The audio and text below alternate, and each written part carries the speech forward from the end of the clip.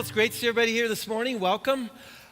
Anybody watch the Grammys Monday night? Anybody? Remember what got the #1 song? It was a song called Thinking Out Loud by Ed Sheeran. And let me read you some of the lyrics. When your legs don't work like they used to before, and I can't sweep you off of your feet, will your mouth still remember the taste of my love? Will your eyes still smile from your cheeks? And darling, I will be loving you till we're 70. When my hair's all but gone and my memory fades, and the crowds don't remember my name, when my hands don't play the strings the same way, I know you will still love me the same. And it's the kind of song that talks about this love that even though our bodies are becoming less attractive and weaker, the love itself is still growing deeper and stronger. And it's this. The entire music industry gave this message of this song a standing ovation, as if to say, the world needs more of this kind of crazy love. But we're also aware of the other aspect of the world that Walker Percy wrote about when he asked, why has man entered on an orgy of war, murder, torture, and self-destruction unparalleled in history? And in the very time when he had hoped to see the dawn of universal peace. Well, it's because so much of the world continues to believe that we can have the kind of world that we want, the kind of loving world that, in fact, most of the world wants, without God, without the kind of God that's revealed in the Bible and ultimately in Jesus. Maybe we should listen to what Pascal wrote about the limits of human power. Reason, our ability to think it out for ourselves, last step is the recognition that there are an infinite number of things which are beyond it. In other words, we can never experience the kind of life that we want, that the world wants, until and unless we come to grips with we can't do it on our own, just by mere human power. Jesus talks about this kind of crazy love. We're going to need God's crazy love to make this happen. He talks about it in the Sermon on the Mount. And in another place, Jesus says, you know what, here's how the world can get this kind of crazy love. First, we need to respond to the love that God offers us. John talked about it the very first week of this series. And then that's what Jesus said. And then in the very same breath, Jesus says, and I want you to take that love and expand it out into the world, out into your neighborhoods. In fact, that's what he says in the most famous speech he ever gave, called the Sermon on the Mount. Part of it's printed in your program notes. You can take them out right now. I'm going to read a section. Matthew 5. You are the salt of the earth. But if the salt loses its saltiness, how can it be made salty again? It's no longer good for anything except to be thrown out and trampled underfoot. You are the light of the world. A city on a hill cannot be hidden. Neither do people put a lamp and put it under a bowl. Instead, they put it on its stand, and it gives light to everyone in the house. In the same way, let your light shine before others, that they may see your good deeds and glorify your Father in heaven. I want to talk about two of the you are statements that Jesus makes here. And the first one is this: you're the salt of the earth. Sounds kind of common to us, doesn't it? I mean, how many of you have a salt shaker? I brought mine.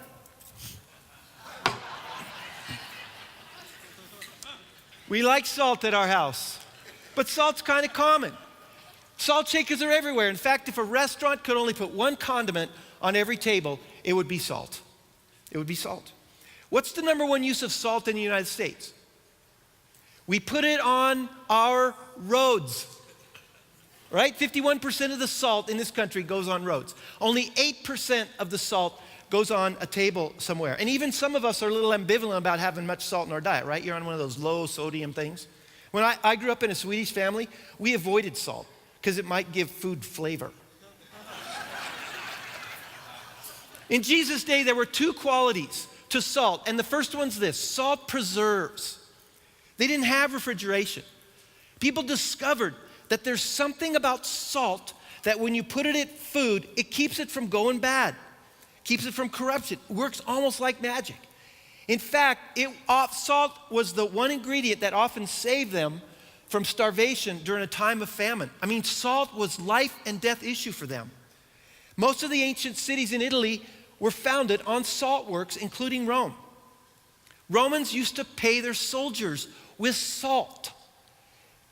The Latin word for salt is sal. It's where we get the word salary from.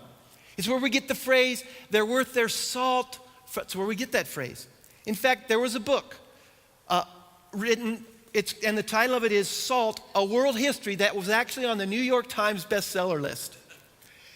Mark Kurlansky wrote in this book, in the ancient world, salt was one of the most common factors that provoked and financed wars. People fought over salt. That's why when a person attacks another person, we call it an assault. Plato said that salt was dear to the gods. Homer called it a divine substance. Valuable stuff salt was. So when Jesus, when he's talking to this rather motley group of people that day, and he says to them, "You're the salt of the earth," it shocked them. They're going, what? God's plan to preserve the world from decay and corruption and darkness, and to purify it and to bring out what flavor and zest it's going to have? Jesus says, he points to the crowd and he says, it's you. It's you. Jesus says, if you associate yourself with me, you become the salt of the earth. This is staggeringly good news because the world is in desperate need of salt. Because left to its own, what happens to the world? It doesn't get better, it goes bad. It's just the natural trajectory of our world. Think about it. Rocks. What happens over time? They crack, they break, they turn into sand. What would happen in your yard this summer if you just sort of let nature take its course? Your body, right? If you don't exercise, eat healthy, what's going to happen? You just let nature take its course. This morning, if you'd come here, just let nature take its course. What would you really look like? I mean, Drew Carey said this. They say exercise and a proper diet are keys to a longer life. Oh, well. Relationships. If we never tend to our relationships, our marriages, our friendships, race relationships, the natural trajectory is toward disintegration. Barbara and I had, a while back, we just spent 2 weeks on a summer vacation. We came home and we felt so emotionally close. We got home on a Sunday night. Tuesday morning, she says to me, I don't feel very close to you anymore. Men, ever had that happen to you? How many? I'm going, honey, it's been 48 hours. How could all that emotional closeness leak out that fast? But it's the truth, isn't it? If we don't constantly tend to relationships, they go bad. They go downhill emotionally. Nobody's naturally happy. The tendency of human emotions is toward discouragement and darkness. It's the way it is. I had a conversation with a woman this week who said, she said, man, it's so easy for my thoughts just to go negative. She said, I have to remind myself every single day how good I really have it. Our existence, nobody likes to talk about this much, our very existence as human beings is going the wrong. The sun eventually, we all know, science tells us, is eventually it's going to burn out. Thankfully not in our lifetime, but one day it's going to burn out and life is going to cease on this planet. It's just a scientific fact. And people who don't believe in God, who don't believe in a supernatural, super nature, they just have to face the reality of this. And I like how Tim Keller puts it. He says, if you don't believe in God, but you live as if there's beauty, and you live as if there's right and wrong, and you live as if there's meaning, and you live as if there's love, you're living as if there is a God. You're living as if there is salt and light out there, out in the universe. And it's not very fair of you, because if you actually live as if there is a God, in a sense you're eating off of his table and refusing to admit that you owe him anything. Just the natural progression of things, isn't it? Things left to their own, the trajectory of nature is not toward the better, it's toward the bad, disintegration. They go bad. And Jesus says that's why our world needs salt. And he says, that's what you're to do. You're to be salt because the world needs a preservative. And there's another aspect of salt, not just a preserving factor, but a seasoning factor. Salt seasons. Point two, salt brings out the natural flavors that are going to remain dulled and undiscovered. Things taste better with salt. There's more joy in the world, especially when we're eating. But here's the sobering thing about salt. In order for it to be this way, it has to lose itself. It does not exist for its own sake. Let's say you go over to dinner to a friend's house and the food is unbelievably good. And you turn to your spouse and say, honey, man, that was unbelievable good food. I wonder what kind of salt they use. We got to get some of that kind of, ask them what kind of salt they use. We got to get some of that. No, you don't comment about the salt. You comment about the effect of the salt on the food. Salt's purpose is to lose itself in something more glorious than itself. That's how it fulfills its destiny. And when it does that, it brings great joy to everybody. Philip Yancey wrote about a man named Ernest Gordon who was a prisoner of war during World War II. And this particular labor camp that he was in was assigned the project of building a railroad through the jungles of Thailand.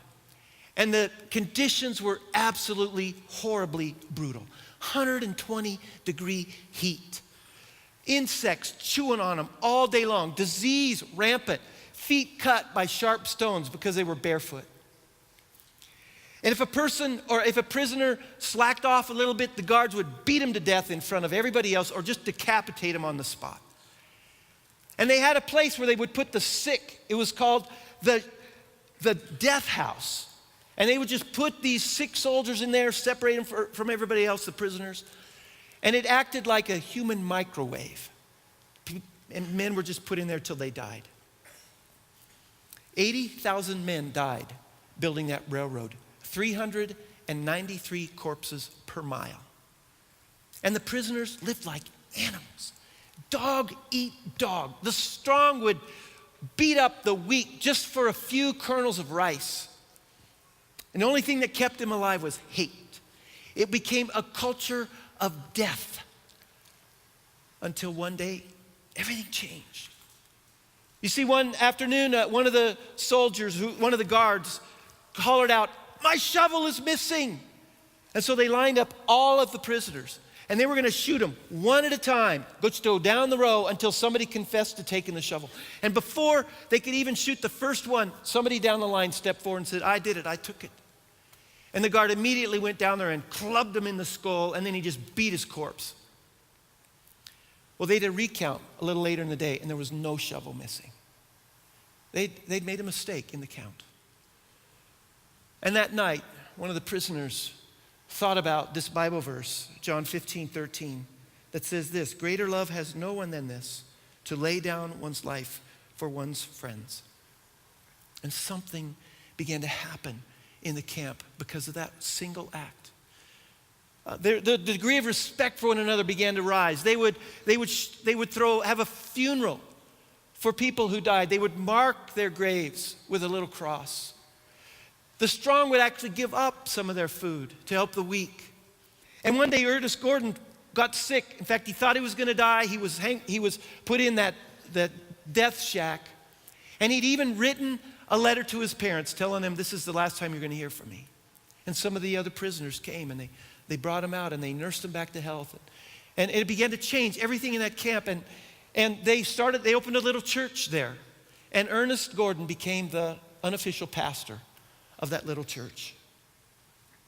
And Ernest Gordon, who had never thought about God much in his life, all of a sudden realized, boy, there is a God out there. And they formed what they called the Jungle University, where the other prisoners were taught history and science and philosophy in 9 languages.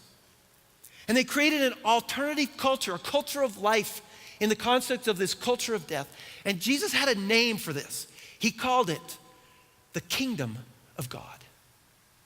And it crops up in a lot of unlikely places, this thing called the kingdom of God.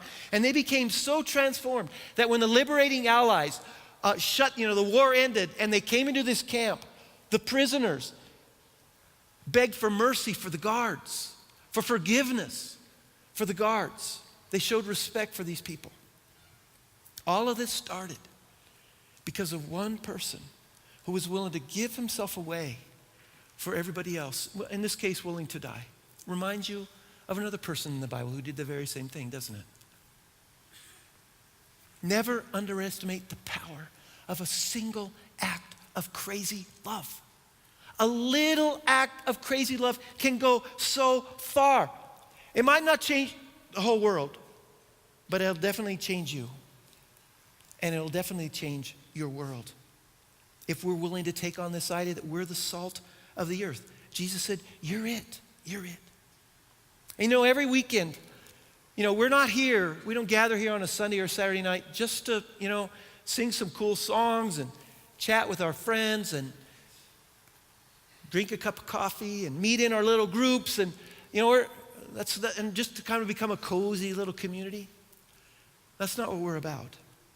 Jesus said, we're here to permeate the culture, the world, like salt permeates food. We're here to bring joy and life into the dark and decaying places in our world. Think about where you live, your neighborhood. Are you trying to enhance the relationships in your neighborhood? Do you know your neighbors? Do you go to neighborhood parties? Do you throw neighborhood parties? At work? Do you show up at work asking, how can I bring out the best of this organization or this group? Where are things falling apart around here? Where could I bring a little salt, a little purification, a little preservative? How could I make this the best possible place?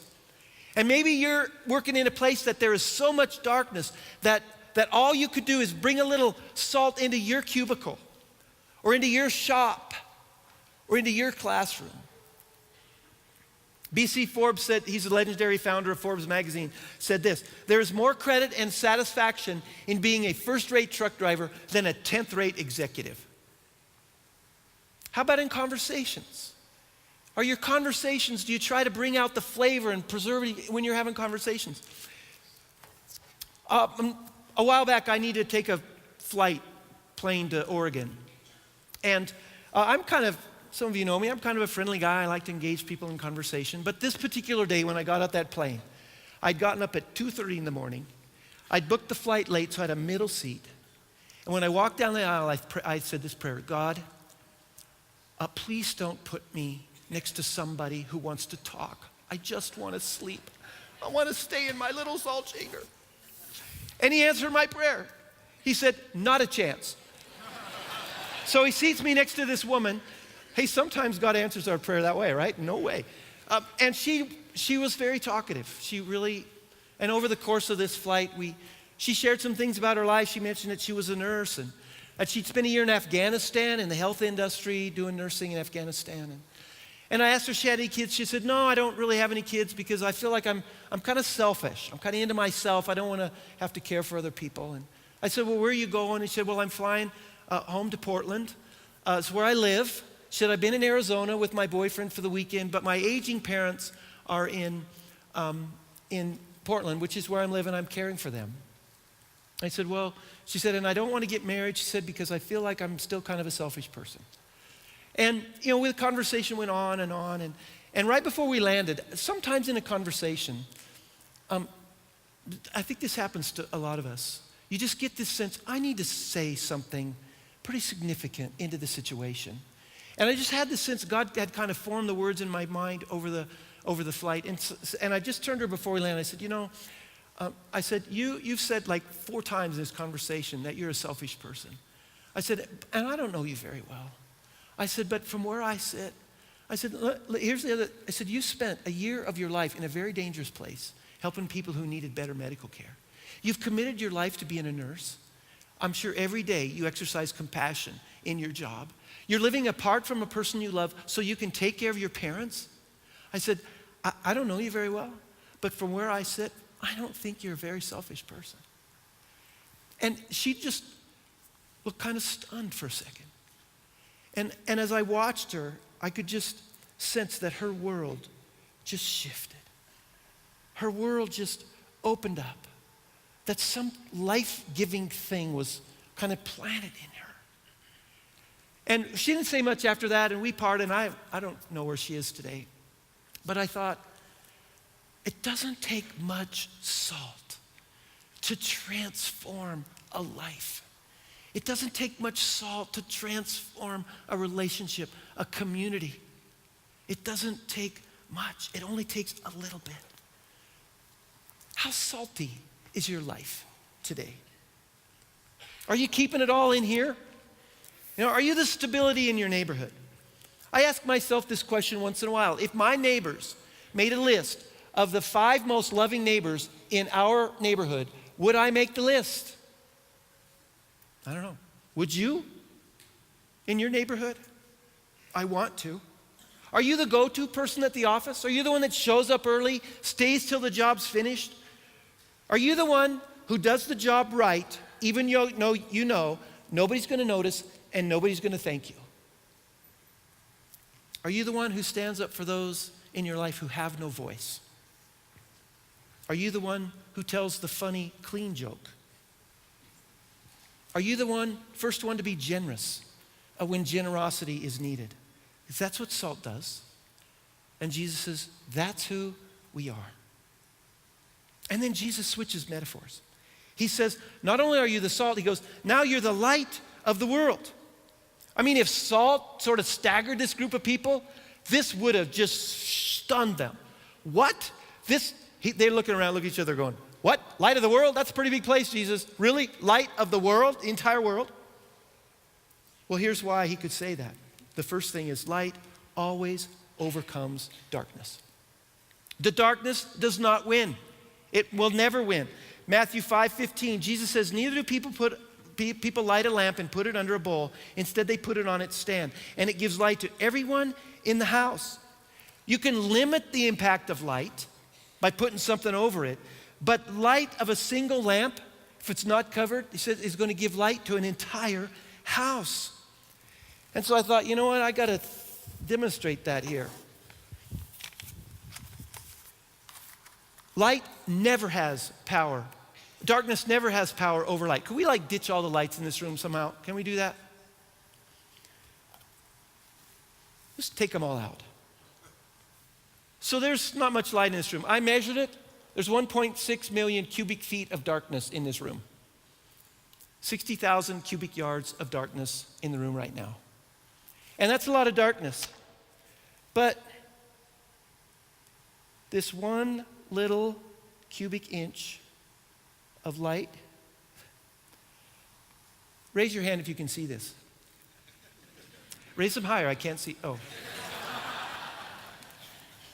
But think about this. 1 cubic inch of light, and everybody in the room can see it. That's the power of light. And that's what Jesus, you can turn the lights on back. Thank you. Thank you. That's what Jesus said. That's the power of light. Wherever there's light, it just overpowers the darkness. But the problem with the world isn't that there isn't enough light. The problem is we actually prefer darkness so many times. John 3:19, light has come into the world. And Jesus is talking about himself. But people love darkness instead of light because their deeds were evil.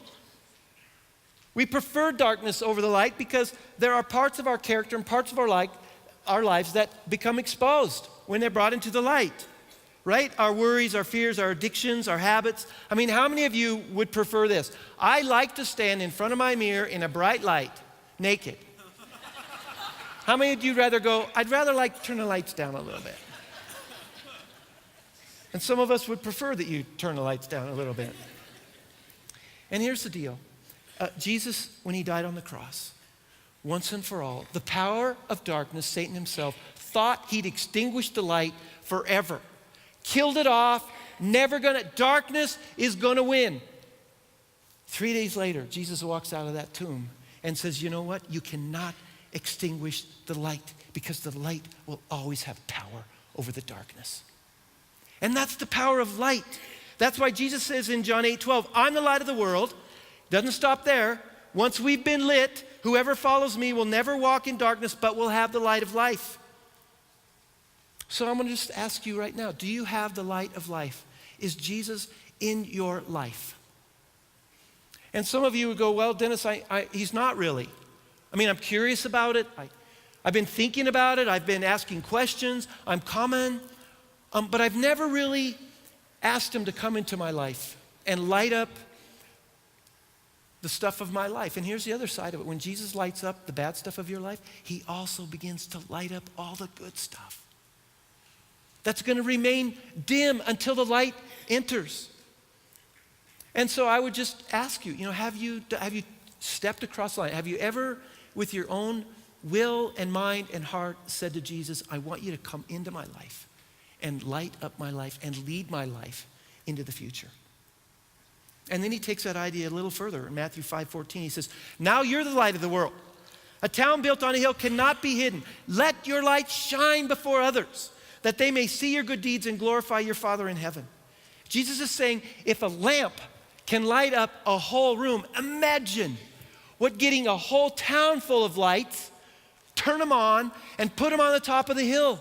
Imagine the impact on an entire county, an entire part of a state, if a town would do that. And he's not talking about the town of Loveland, he's talking about the church. Because when people gather who've been lit up by the light of Jesus gather together, he calls it a church. And here's the second aspect of light. Our light will shine so much brighter when we can learn to shine together. All the pronouns in this section of Jesus' Sermon on the Mount are plural. He says, any church that's being salty salt and bright light can light up an entire community. It will have a far-reaching impact only when we begin to shine together. So how do we let our light shine together as a church? I want to show you some pictures. Here's one right here. Is that a picture of Crossroads Church? That is a building. That's like the bowl, right? You could put it over the top. It's the place where the light gathers, but that's not the light. That thing is not going to shine very far into the community. So let me show you how it is that we could shine into our community. We could go Friday night. There was an event in our community called Night to Shine. And we partnered with 3 other churches, and there were 700 people there. It was this big party, like a prom night, for families and their children who have kids in their family who have disabilities. And we had dozens of people from Crossroads who were participating. I heard last night one woman said, this should have been on my bucket list to volunteer at this thing. It was that important. We can't do that alone. We can only do that and bring that kind of light into the world if we shine together. And we do a project once a year called Project One. Last May we had one where we fan out into the community, and we work on people's homes or businesses or nonprofits where people they just can't do this for themselves. Last May, we did 74 projects. 900 of us fanned out. We couldn't do this alone. In fact, over the course of our 9 years of doing Project One, we've done 654 projects in the community. That was us last May. We're going to do another one this coming September where we're going to shine into the community. Not to shine our light, but so people will do what? As that verse says, we'll go, only God could do that. Only God could make that happen. A few weeks ago, I came in here on Saturday, and there was people all filled the atrium. I come here about 3 o'clock in the afternoon, and that's when we kind of gather to rehearse. And I realized, what are all these people here? I thought, that's right, we had a funeral today.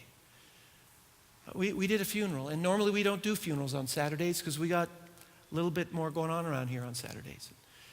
But we said, you know what, we're gonna do this. We're just gonna do this. And our facilities, people were here and on their time off, and our tech team was here on their time off.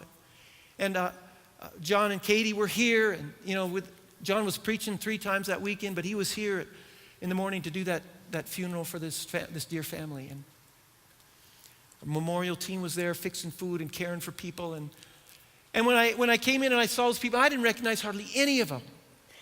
A lot of young people, because the funeral was for a young man about 30 years old. And I thought, I'm so grateful to be a part of a church that just extends the light, goes the extra mile, and shines light. Because if there was ever a time when people in general need light and life, it's at a dark time when a friend dies. And I thought, that's what we do. That's how we roll here, because our light shines brighter when we shine together. Our kids, our children. My greatest conviction that the best place for kids to learn about the love of Jesus is in your home. Nothing can replace the spiritual influence of parents and grandparents. But right now, there are hundreds of kids out there. And they're learning about the love of Jesus from volunteers and staff who've been trained and equipped, and they love these kids. They know their names. They know when they're not here. They're just loving on these kids. And I thought, think of how many hundreds of kids there are in our community, and they're not here today. They're not. Maybe they never go to a church. And I think about what's the trajectory of their lives. They're going to be spun out into a world that's full of confusing and destructive behaviors. And if they don't have a spiritual anchor or a moral compass, and the highest thing they're going to believe in is believe in yourself. If they don't have a God in their life that they know loves them no matter what, what's going to happen to those kids? And I'm so thankful that every week after week after week, these people gather here to go, you know what? We want to make this the best hour of our kids' lives. And I'm so glad, because our light will shine so much brighter when we shine together into the kids' lives in our community. And Friday when I came, I was leaving the church, we had a group of students who were all amassed out front, and there's a picture of them right there. They're going up to a winter retreat this weekend, middle school retreat. A month ago we had the high school winter retreat. And this winter retreat happens to be called Face Plant. Pretty appropriate for middle schoolers, huh? And I thought, you know what? That's a metaphor for most of us when we were in middle school and high school. How many of you ever did a moral or relational face plan in high school or middle school? And you go, you know what? I'd love to have a do-over. And the other thing about high school students and middle school students is right at the time of their lives, when they most need the input of wise parents, many of them pull back. And I thought, those students and our leaders and our volunteers every week after week are shining this light, and they're bringing students in here because God knows, we know how much students need extra light at this time in their life. As I was leaving the church, I bumped into a woman out in the parking lot, and I said, hey, is your daughter going up on the weekend retreat? She just dropped her off. And she said, well, actually, no, I dropped her off to do something else. She goes, I don't even go to this church. And neither does my daughter, really. She's here to do some community service. And then she got this smile, and she said, what are they doing? I said, they're going on a winter retreat. And she said, oh, I wish my daughter could be a part of that. And I thought, our light shines so much brighter when we shine together. And then I think about one of the most important times, best times of the year for us as a church is our baptism services. In the last 2 years, we've baptized 205 people. And I get to read the stories of what these people have experienced in their life before they go in that big baptism. I'm pointing over here because we put that big blue pool right over there and we baptize people. And if you could read those stories, you'd read words like this: addiction, dark place, attempted suicide, rape, abuse, ridicule, loss, porn, cancer, death. And your heart just gets broken over and over and over again. But keep reading.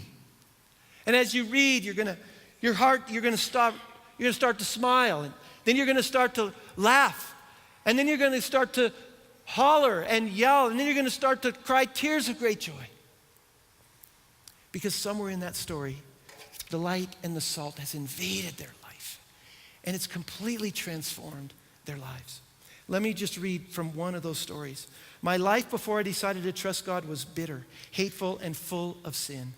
Growing up, I was never taught anything about God. I never went to church. I thought this was the normal way of life. I began to feel hopeless and that this was all God's fault. I began to self-harm. I have now given my life to Christ. I appreciate life, family, friends, and even people I don't know, all because of Christ in my life. I am full of joy. Doesn't she look full of joy? And I think that's what the world needs. That's what you need. It's what I need. And even more importantly, it's what we have to give. We can share this kind of joy if our lights are lit up and fueled up and we're shining bright together. And that's why we never hesitate to invite anybody. You might be new, you might have been here for 10 years, to take the next step, whatever that is. Take the next step. Get involved here. Join a serving team. Get in a life group. Give your money. Give your life. Get fueled up. Take the classes.